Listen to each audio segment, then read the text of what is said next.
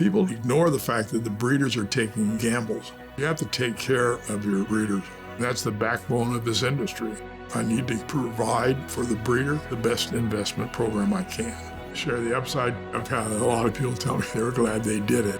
You have people here, they have a farm and they need to sell their foals and they need to have a chance of making money. I'm proud of what's happened here. I think that we're just in the beginning stages. I'm excited really about the future.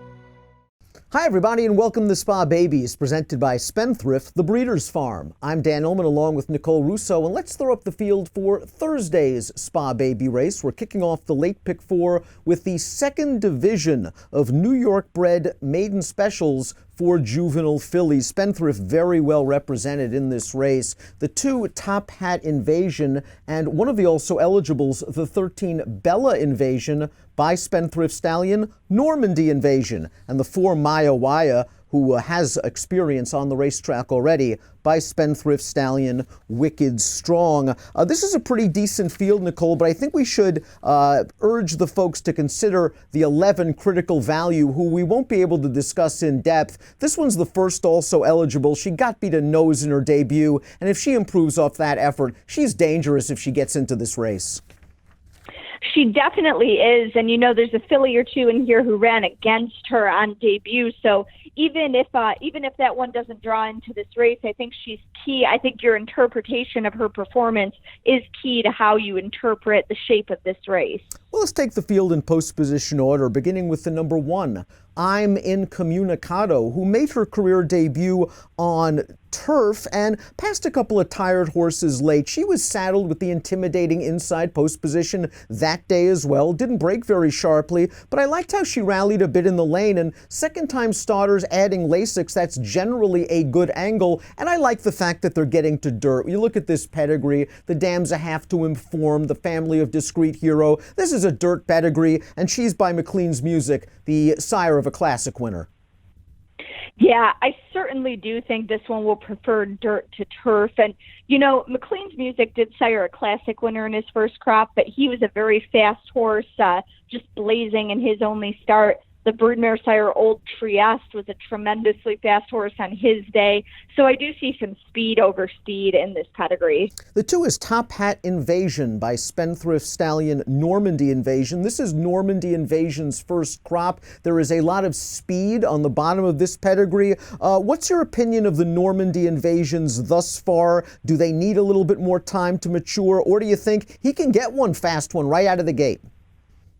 Normandy Invasion's had a couple of winners already, and he was so well regarded early on. He started off at stud in New York his first season, and he got a solid number of mares for a regional market, and his first foals were so well regarded early on, just physically, that Spendthrift called him up, so to speak, from that regional base in New York to their main Kentucky farm where he is now standing.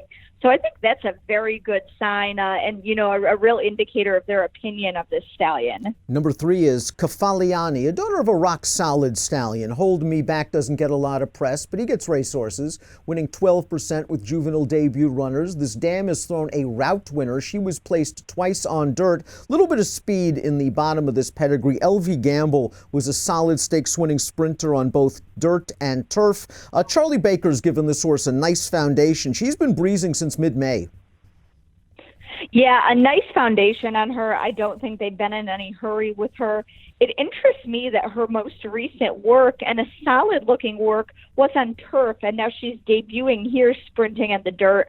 I'm wondering if turf might be in the cards for this one. Hold Me Back, a multi-purpose racehorse himself, and then they'd be happy just for this one to get her feet wet, get a nice experience, and move on to something else down the line. Maya Waya is the number 4 for the familiar trainer-jockey combination of Todd Pletcher, John Velasquez. This one by Spendthrift Stallion, Wicked Strong. She is a half-sister to More Mischief, a juvenile stakes-placed dirt sprinter, family of sharp humor who could go long, who could go short. And Maya Waya had a good learning experience in her debut. She didn't break very well over a sloppy track, rushed up to push the pace, and then tired. With a better break, I would expect her to be on or near the lead. Yeah, and I certainly expect her to improve from that experience. As you said, off a step slow. She had a little bit of a rough trip before beating a steady retreat in the lane. Perhaps she was surprised by or didn't like that kickback on a sloppy track. I do think she'll take a step forward. This is the first crop for Spendthrift Stallion, Wicked Strong. I expect his foals to take a little bit of time and experience to mature. Certainly he came on at longer distances in his 3-year-old year and beyond. That said, he is a grandson of Danzig, whose line throws very precocious 2-year-olds. And Wicked Strong has already had a couple of winners, so I think they've tapped into a bit from that Danzig line. The 5 is Smokin Hot Kiss. This is a gray daughter of the lumber guy. Seemed a little bit green in her career debut. I don't think she cared for the kickback. She's now getting Lasix for the first time. The dam won 4 dirt sprints. This is one, though, that I want to take a wait-and-see approach. The debut, just kind of so-so. Yeah, and, certainly she gets a pass for being green on debut. These are young horses. They're learning. She was jostled around early at the gate. She was sort of climbing in her stride. As you said, perhaps she didn't like that kickback.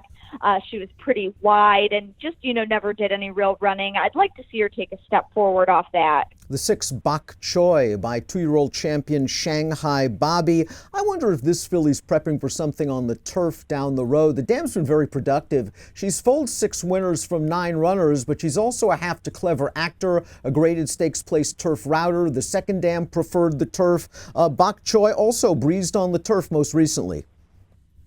Yeah, and Shanghai Bobby sires runners on a little bit of everything. He's had some good international runners.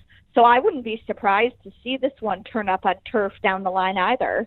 Bellamy Bigs, the number 7, made her career debut at Finger Lakes last month. She did not take a lot of money. She didn't break very well, and she didn't do much running after that. It's interesting that the new trainer has her here at Saratoga. Lasix on, blinkers on. It's a big makeover. I would expect some improvement for Bellamy Bigs, but boy, she's going to have to do better than that one buyer.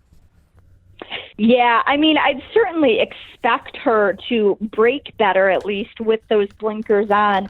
As you said, just kind of making over everything. She's moved barns, she's getting blinkers, she's getting Lasix. Stepping up from Finger Lakes to Saratoga, that's a big step up in class.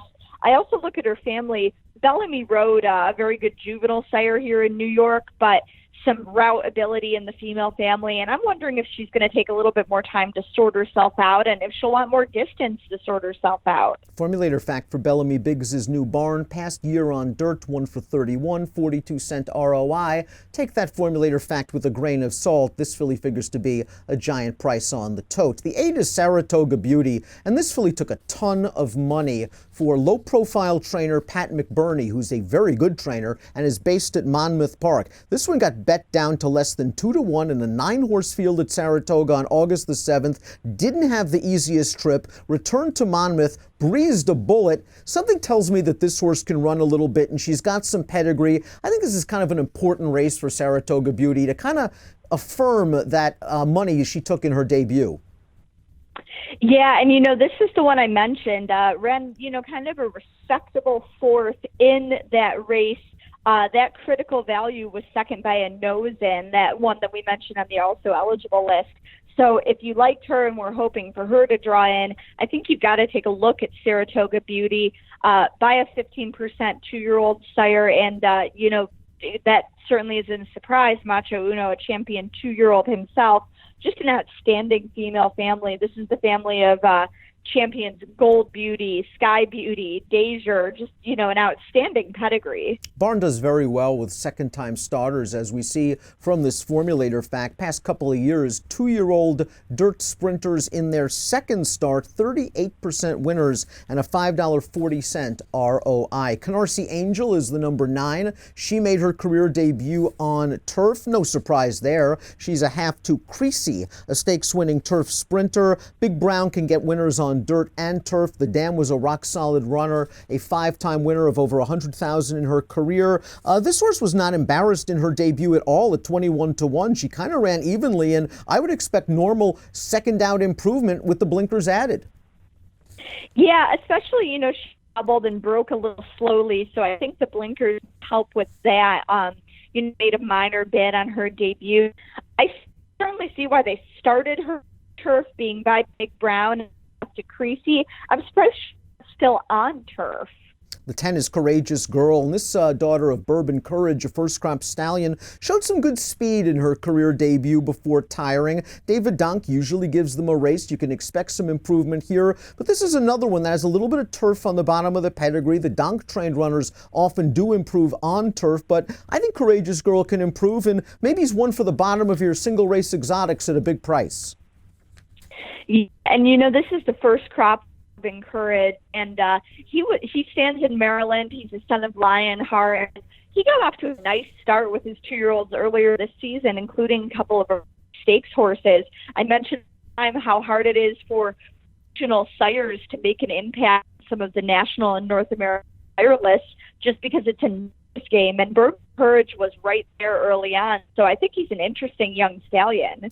Let's take a look at who we like in race number 7. It picks off the late pick 4. Again, if the 11 Critical Value gets into the body of the race, she's dangerous. Let's assume she's not running in here. Who do you like? Well, in this race, I think experience counts. I expect Maya Waya to take a step forward for that team of Tom and John Velasquez.